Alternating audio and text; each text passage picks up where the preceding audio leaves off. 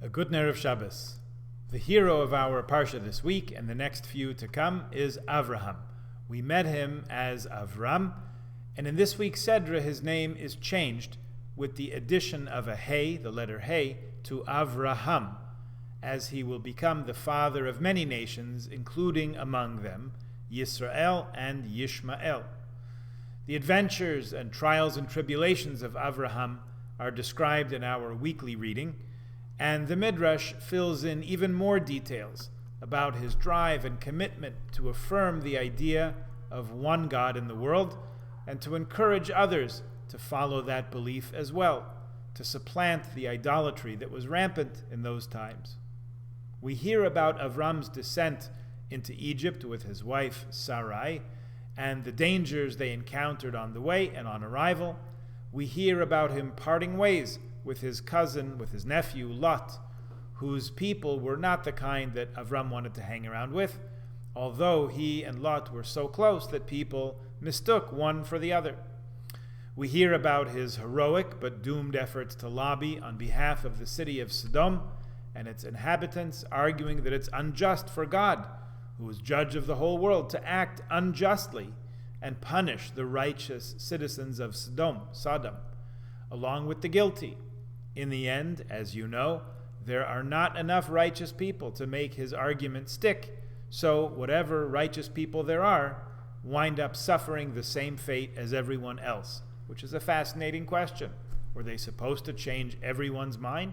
Well, they were supposed to have tried, and if they couldn't manage, then they had no business continuing to dwell there. They should have sought dwelling someplace else, because their silence was tantamount to acquiescence. It sometimes happens that people who aren't directly guilty get punished. Their sin is to stand idly by, while others act immorally in their name.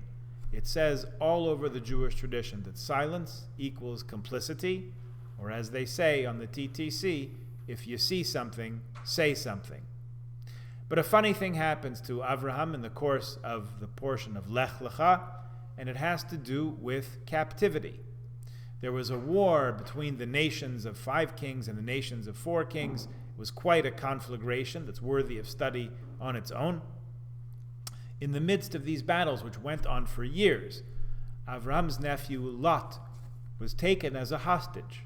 Now, the note in your Art Scrolls Chumash on verse 12 of chapter 14 cites the Zohar, which says that Avram himself was a target of capture by these kings because he was so opposed to idol worship. He was on their list. But that's all the note says. We learn more of the backstory from Me'am Loez, a collection of Midrash. Remember that Lot's father was Haran, Avram's brother, and they looked a lot alike. In fact, as we said, people mistook them one for the other. In fact, those who captured Lot may have actually thought they were capturing his uncle Avraham. In fact, since the story took place a long time ago, before we were all so smart and wise and well-informed as we are today, before we had television and internet and responsible journalism and reliable sources of information, a long time ago in human history there used to be a thing called fake news. And word got out somehow that actually it was Avraham who had been captured. Rabbi Yosheyahu Pinto, who's the author of Ein Yaakov, writes in another one of his Sfarim that Avraham had heard these rumors that it was he himself who was being held hostage, and that motivated him to set out to get his nephew Lot released, even though the two had gone their separate ways years before. The Targum Yerushalmi says this is why the verse says, Vayishma Avram ki nishba achiv.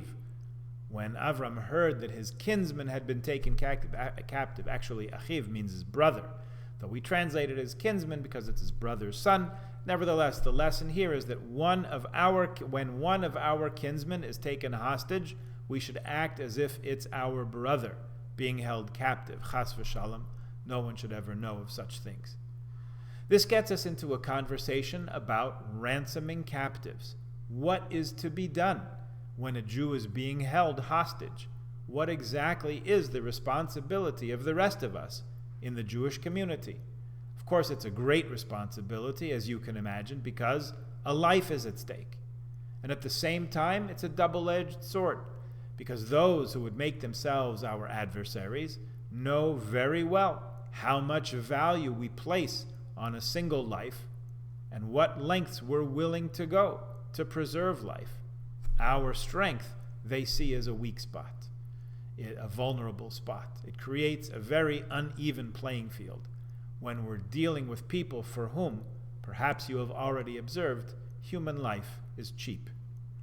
Our tradition tells us that ransoming captives is a great mitzvah, surpassing that even of giving tzedakah to the needy.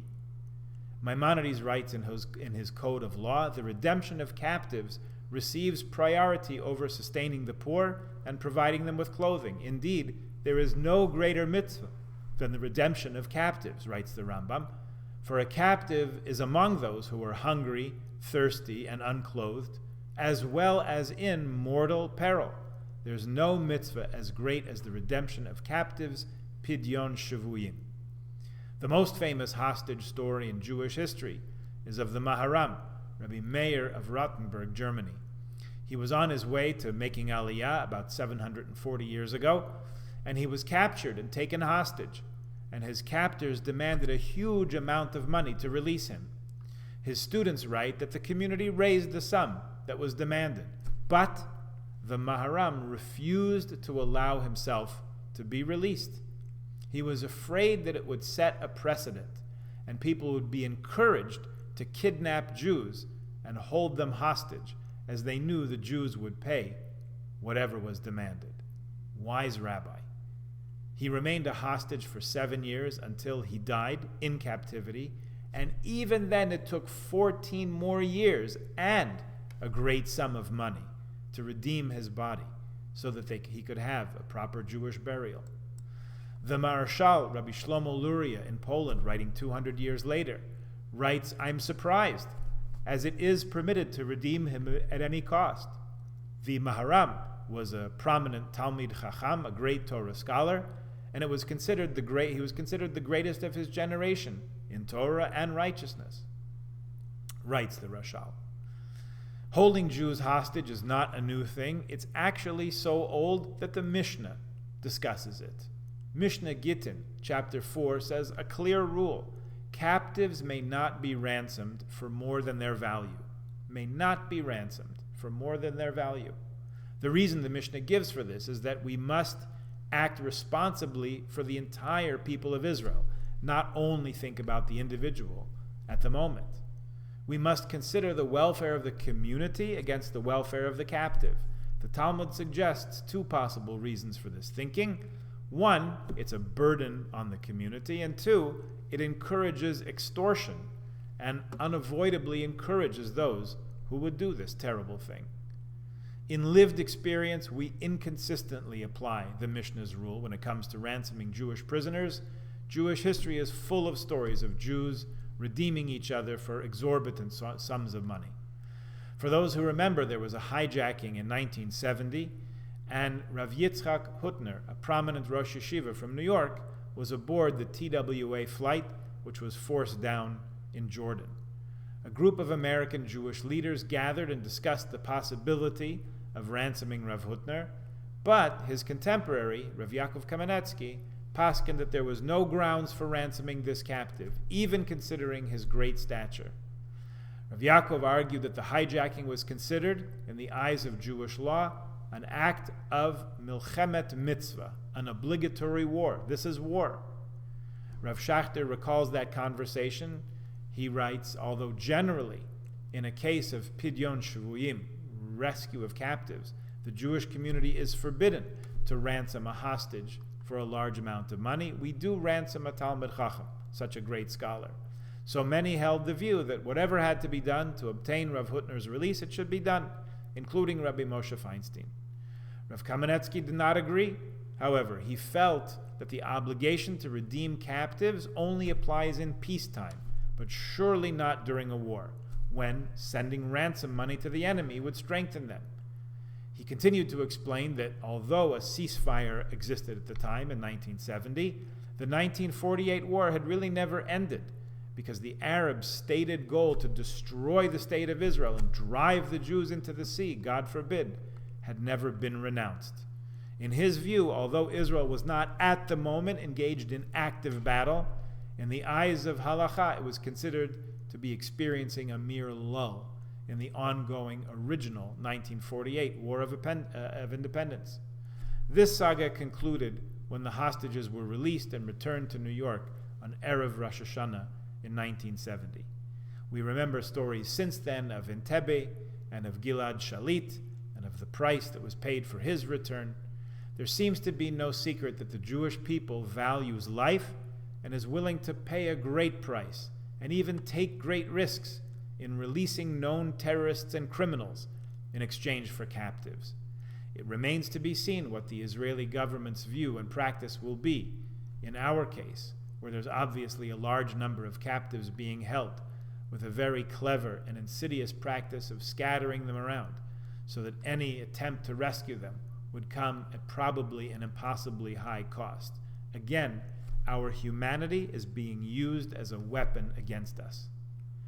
Rabbi Soloveitchik writes in his famous essay, Kol Dodi Dofek, that the idea of founding the state of Israel is so that the nations of the world will realize that Jewish blood is not cheap, and the spilling of it, in which they have been engaged for centuries, would eventually come at a cost. Our friends at the UN and other world governing bodies urge restraint and balance and proportionality and all those other limitations that somehow never apply to themselves, certainly not to the adversaries of the Jews, but for some strange reasons we are the only ones who are constantly admonished to turn the other cheek. Having done that over and over and having had the other cheek brutalized too, perhaps we're running out of them and running out of patience. As ever, I have no idea how to resolve the conflict. What I am praying for is the safety and safe return of the captives, and that Israel and Israelis be allowed to live in peace, a lasting, secure peace, whatever that looks like and whatever it takes to get there. May we see it all speedily in our days, and may we all be surprised at how simple and painless the whole thing is, once the world wakes up to the reality that the Jews are not going away, not ever. Good Shabbos.